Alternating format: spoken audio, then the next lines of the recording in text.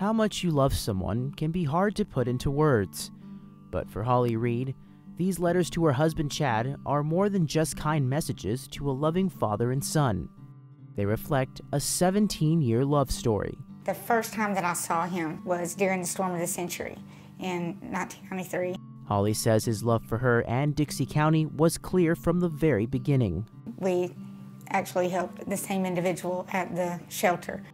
His dedication to the area would lead him to public service and eventually to the role of captain at the Dixie County Sheriff's Office. The Lord knew when Chad was born on September 24th, 1976, that he was going to die January 14th.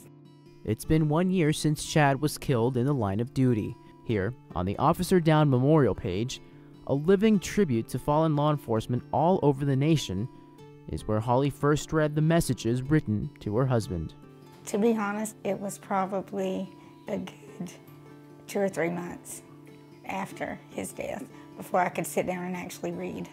It was even longer before Holly could write her own messages. Each post, an indication of what the loving father of two meant to his family and friends, like Scott Garner, who remembers when time stood still that January afternoon. And I could hear it in his voice that something was going wrong. So I left the office and went to the scene. And as I was getting on to 19 in the vehicle, they said that they needed the ambulance immediately.